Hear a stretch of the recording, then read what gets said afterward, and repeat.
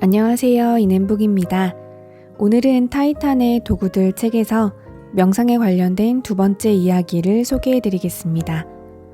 책에서는 구글의 창업 멤버 중 한 명인 차드 맹탄을 소개합니다.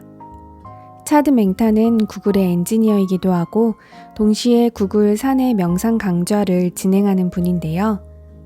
그가 어떻게 하면 명상을 매일의 습관으로 만들 수 있을까에 대해서 참된 명상을 위한 3가지 습관과 명상 수련에서 가장 중요한 2가지 연습, 즉 명상을 위한 총 5가지 꿀팁을 소개하고 있어 이 부분을 소개해 드리도록 하겠습니다.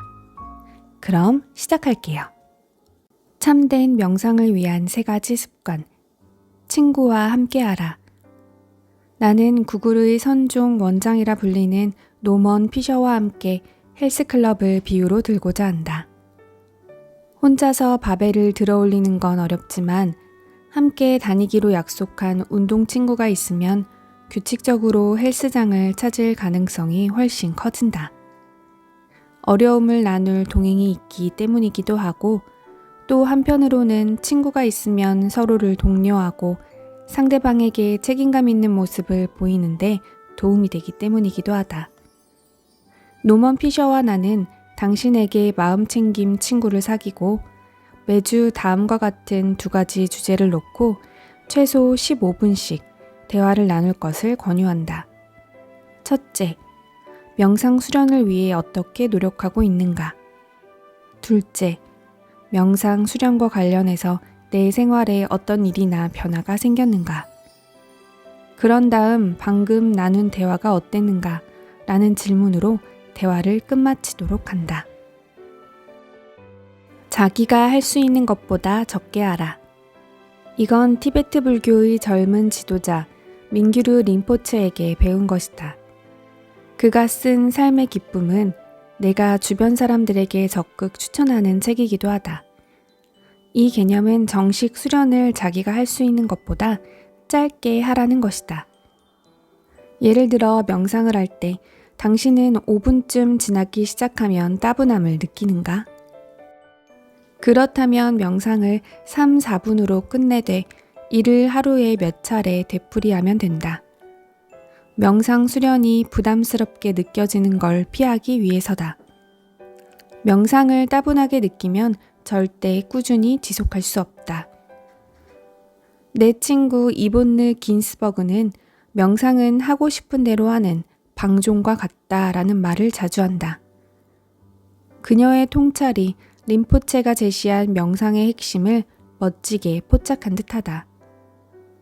명상도 너무 오래 하려다 보면 부담스러운 짐이 될 수 있으니 그러지 말자. 짧게 자주 명상을 하다 보면 조만간 마음챙김 수련이 즐거운 일탈처럼 느껴지는 날이 반드시 온다. 하루에 한 번씩 숨쉬기를 하라. 나는 어쩌면 세상에서 가장 게으른 명상 수련 강사일지도 모른다. 학생들에게 그들이 해야 할 일은 오직 하루에 한 번씩 마음을 다해서 숨을 쉬는 것 뿐이라고 말하니까 말이다. 단 한 번이면 충분하다. 마음을 다해 숨을 들이쉬었다가 내쉬기만 하면 그날 해야 할 일이 다 끝난다. 그 밖의 모든 활동은 보너스일 뿐이다. 한 차례의 제대로 된 호흡이 중요한 이유는 2가지다. 첫째, 추진력 때문이다. 하루에 한 번 제대로 된 호흡을 하겠다고 약속할 경우 이는 쉽게 지킬 수 있는 것이기 때문에 수련을 위한 추진력이 보존된다. 나중에 그보다 더 많은 걸 할 수 있는 준비가 됐다고 느껴지면 더 차원 높은 수련을 시작할 수 있다. 오늘 10분 동안 명상을 할 시간이 없다고 말할 수는 있지만 호흡 한 번을 할 시간이 없다고 말할 수는 없다. 따라서 호흡 한 번을 매일의 수련 과제로 삼는 건 매우 효과적인 방법이다. 둘째, 명상을 하겠다는 목표를 갖고 있는 것 자체가 명상이기 때문이다. 한 번에 호흡을 하는 그 짧은 시간 동안에도 우리는 매일 자신을 위해 사려 깊고 유익한 뭔가를 하고 있다는 생각을 무의식적으로 하게 된다. 그리고 자신에 대한 이런 배려는 점점 소중한 정신적 습관으로 자리를 잡는다. 자신을 너그럽게 대하고 배려하는 마음이 강해지면 명상수련 또한 한결 쉬워진다. 그러므로 호흡 한 번의 힘을 과소평가해서는 안 된다는 걸 명심하자. 마음의 건강과 행복을 발견하는 기술은 모두 한 번의 호흡에서 출발한다. 명상 수련에서 가장 중요한 2가지 연습. 사라졌음을 알아차려라. 신체적, 정신적, 감정적 고통에서 벗어나는 지혜로운 방법들 중 하나는 사라졌다는 사실을 알아차리는 것이다. 예전에 경험한 뭔가가 더 이상 존재하지 않는다는 걸 깨닫도록 마음을 훈련하는 것이다. 예를 들어 호흡을 마치면 호흡이 끝났다는 걸 깨달을 수 있다. 사라진 것이다. 숨소리가 점점 희미해지면서 그게 언제 완전히 끝났는지 알 수 있다. 생각이 끝나면 그 생각이 끝났다는 걸 알아차린다. 사라졌다.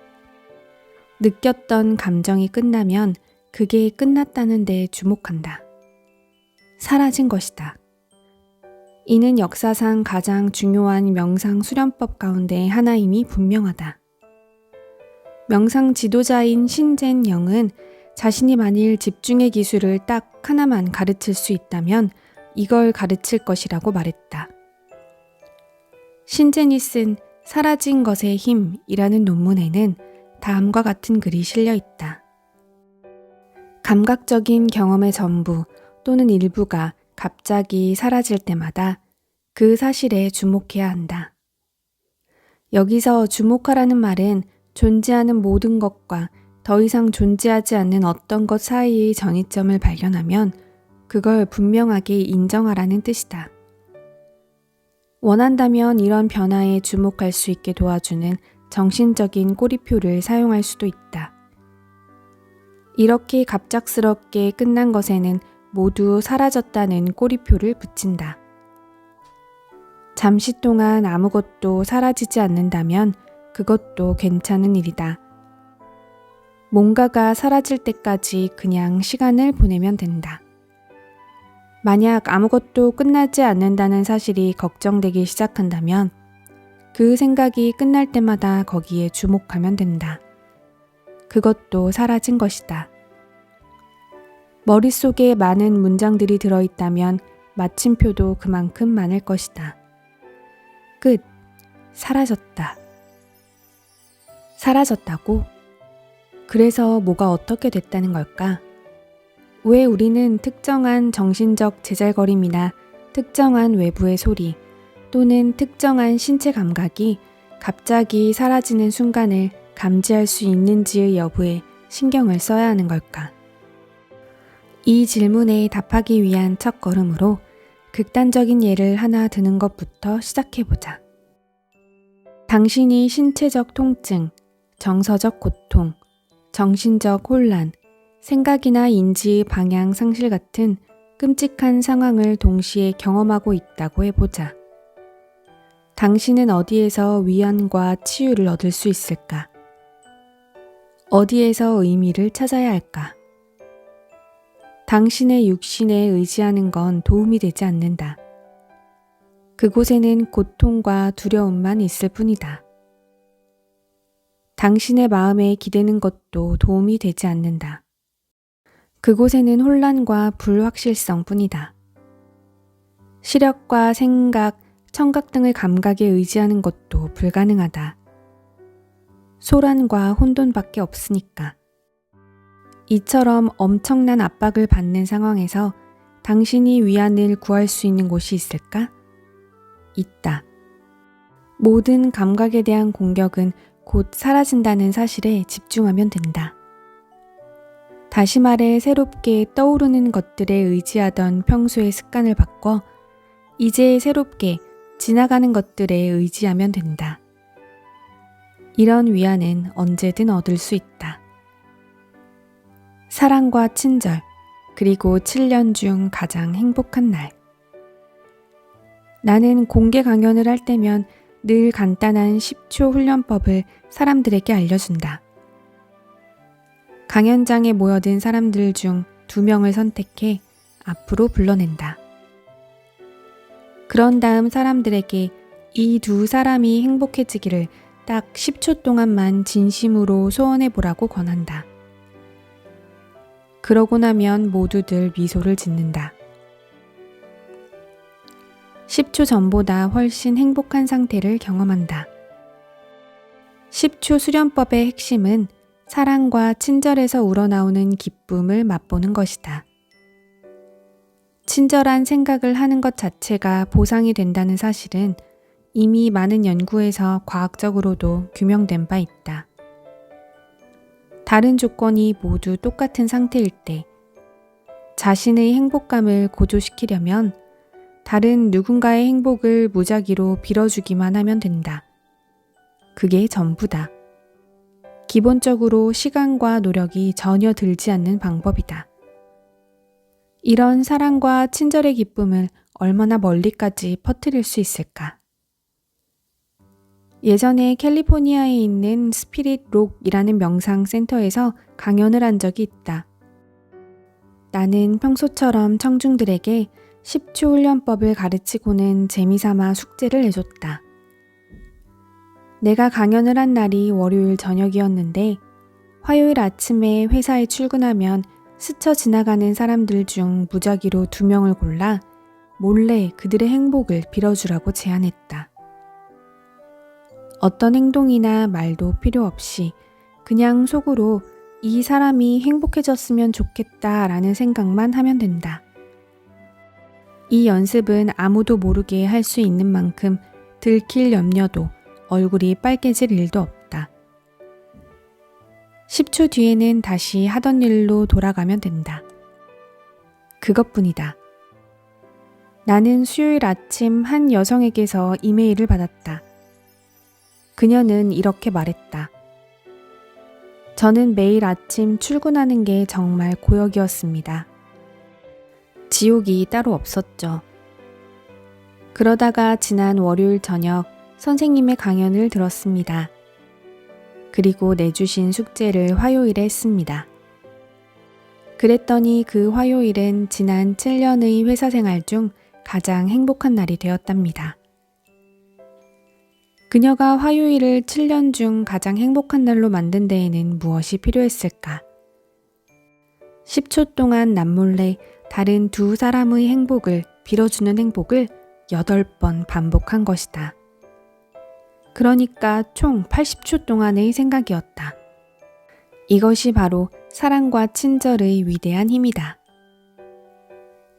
무작위로 선택한 사람의 행복을 10초 동안 빌어주는 것은 비공식적인 명상 수련 방법이라 할 수 있다. 그렇다면 이제 공식적인 수련 방법에 대해 소개해보자.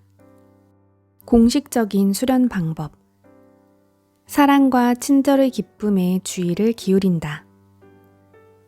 어떤 자세든 간에 기민한 정신 상태를 유지하면서 그와 동시에 긴장을 풀 수 있는 자세로 앉는다.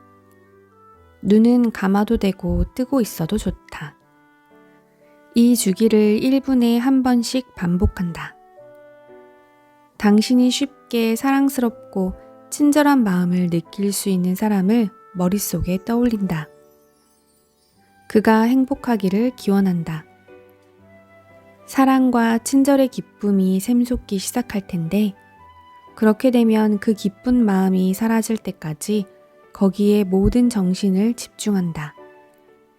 그리고 남은 시간 동안에는 마음을 비우고 쉰다. 다음 1분이 시작되면 이 주기를 다시 시작하며 총 3분 동안 한다. 당신이 원하면 몇 분 동안이건 상관없이 계속할 수도 있다. 1분당 한 번이라는 원칙에 너무 얽매일 필요도 없고 각 주기 사이에는 원하는 만큼 오래 쉬어도 된다. 타이밍은 중요하지 않다. 중요한 건 사랑과 친절의 기쁨에 관심을 기울이는 것, 오직 그것뿐이다. 책의 내용은 여기까지입니다. 쉽게 매일 실천할 수 있는 명상 방법이 소개되어 있으니 함께 꾸준히 연습하면 좋을 것 같습니다. 오늘도 들어주셔서 감사합니다.